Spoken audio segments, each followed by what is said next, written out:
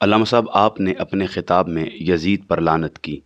آپ حنفی ہیں اور حنفیوں کے امام نے یزید کے بارے سکوت اختیار کیا ہے۔ دیکھیں، میں اس سوال کا الزامی جواب نہیں دیتا، البتہ میرا جو سارا خطاب ہے وہ سیدی شیخ الاسلام کی کتاب القول المتین فی امر یزید اللعین سے عبارت ہے، اور میں نے اس کتاب کے ذیل میں قرآن سے، آقا کریم کے مبارک ارشادات سے، صحابہ کی تصریحات اور ائمہ کے اقوال سے یزید کے کفر کو واضح کیا ہے۔ ایک چیز اس میں رہ گئی تھی، اچھا وہ آپ نے سوال پوچھ لیا، چلیں وہ آپ کے سوال کے جواب میں ایڈریس ہو جائے گی۔ یہ جو ایک جملہ کہا جاتا ہے کہ یزید پر لعنت نہیں کرنی چاہیے چونکہ امام اعظم امام ابو حنیفہ رحمۃ اللہ تعالی علیہ نے یزید کے بارے سکوت اختیار کیا ہے، آپ کتب روایات میں سے ایک قول بھی نہیں دکھا سکتے۔ یہ سادہ سا جواب ہے۔ اور جہاں تک آپ امام اعظم کی بات کرتے ہیں، میں آپ کو چاروں ائمہ سے یزید کے بارے اس پر لعنت کے 7 اقوال دکھا سکتا ہوں۔ ایک بہت بڑے امام ہیں، امام القیاء الحراسی، ان سے یزید کے متعلق سوال ہوا، حل ہوا من الصحابتی وحل یجوز لعنہ، کیا وہ صحابی تھا اور کیا اس پر لعنت کرنا جائز ہے؟ امام القیاء الحراسی نے جواب دیا، انہ لم یکن من الصحابتی، وہ صحابہ میں سے نہیں تھا، لانہ ولد فی ایام عمر ابن الخطاب، وہ تو سیدنا فاروق اعظم رضی اللہ تعالیٰ عنہ کے زمانہ میں پیدا ہوا۔ پھر آپ کہتے ہیں وَأَمَّا قَوْلُ السَّلَفِ فَفِيهِ، رہی بات اس پر لعنت کے بارے میں اسلاف کے اقوال کی، تو اس بارے میں لأحمد قولان، امام احمد بن حنبل کے 2 قول ہیں، تلویح و تصریح، کہ اس پر اشارتاً بھی اس کے کرتوت بیان کر کے لعنت کی جائے گی، و تصریح، اور صراحت کے ساتھ اس کا نام لے کر بھی اس پر لعنت کی جائے گی، ولمالک قولان، اور امام مالک کا بھی اس بارے میں 2 قول ہیں، تلویح و تصریح، کہ اس پر اشارتاً بھی لعنت کی جائے گی اور صراحتاً بھی لعنت کی جائے گی، ولی ابی حنیفہ قولان، اور امام اعظم کے بھی اس کے بارے 2 قول ہیں۔ اچھا وہ کیا کہتے ہیں؟ تلویح، کہ اس پر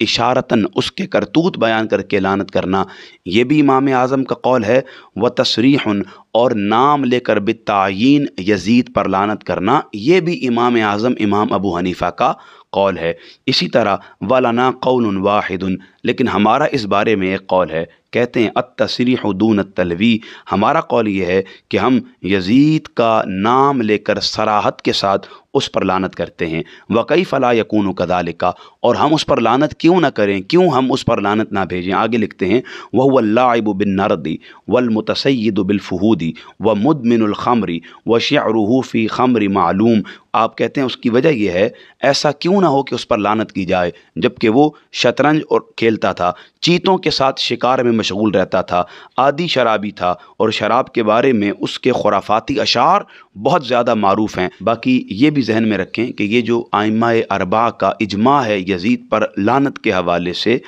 اسی اجماع کو مصری فقیہ ہیں محدث علامہ سلیمان بن محمد بن عمر، انہوں نے اپنی کتاب تحفۃ الحبیب علی شرح الخطیب میں، جو کہ فقہ کے متن کے طور پر عالم عرب میں سبقاً پڑھائی جانے والی کتاب ہے، اس میں لکھا ہے ان للامام احمد قولا بلعن یزید تلویحا و تصریحا، امام احمد کے یزید پر لعنت کے حوالے سے 2 اقوال ہیں، ایک قول یزید پر اشارتاً لعنت کرنے کا ہے اور دوسرا قول یزید پر صراحتاً لعنت کرنے کا ہے۔ پھر کہتے ہیں امام مالک و قضا ابی حنیفہ وَلَنَا قَوْلُ بِذَلِكَ فِي مَذْهَبِ إِمَامِنَا الشَّافِعِي، وہ کیا کہتے ہیں کہ اسی طرح امام مالک کا بھی یہی قول ہے کہ وہ بھی اشارتاً اور صراحتاً لعنت کرتے ہیں، اور امام ابو حنیفہ کا بھی یہی قول ہے کہ وہ بھی اشارتاً اور صراحتاً لعنت کرتے ہیں۔ پھر کہتے ہیں ہمارے امام شافعی کا قول یہ ہے کہ ہم یزید پر اشارتاً لعنت نہیں کرتے بلکہ اس کا نام لے کر صراحتاً اس پہ لعنت کرتے ہیں۔ اسی طرح حافظ ابن حجر عسقلانی ہیں، انہوں نے امام الحراسی کی جو تحقیق ہے یزید پر لعنت کے حوالہ سے، اس کی توثیق کی ہے، اور آپ سے جب سوال پوچھا گیا یزید پر لعنت کے حوالہ سے تو آپ نے فرما دیا میرا وہی قول ہے جو امام القیاء الحراسی کا ہے یزید کے حوالے سے، اور آخر میں لکھتے ہیں فاختار الجواز، کہ ہم یزید پر لعنت کے قائل ہیں، لہٰذا یہ جو ایک جملہ کہا جاتا ہے امام اعظم نے کہہ دیا، آپ دکھا ہی نہیں سکتے کہ امام اعظم نے کہاں یزید کے بارے سکوت اختیار کیا ہے۔ میں تو آپ کو یہاں تک بتا دوں کہ امام اعظم امام ابو حنیفہ رحمۃ اللہ تعالی علیہ تو وہ شخصیت ہیں جنہوں نے صرف صرف اور صرف اہل بیت کی مودت میں، غلامی اہل بیت کے تسلسل میں، اور نسبت رسالت مآب کے تحت اہل بیت کے ساتھ تعلق کے عوض شہادت کو قبول کیا ہے، اور انہوں نے کسی بھی لمحے یزید، اس کے بدبخت حواری اور اس کے بعد اس کی فکر کو لے کر چلنے والوں کا کہیں بھی ساتھ نہیں دیا ہے۔ اس لیے یہ بات کرنا کہ امام اعظم نے سکوت رکھا ہے، یہ از حد درجہ زیادتی ہے۔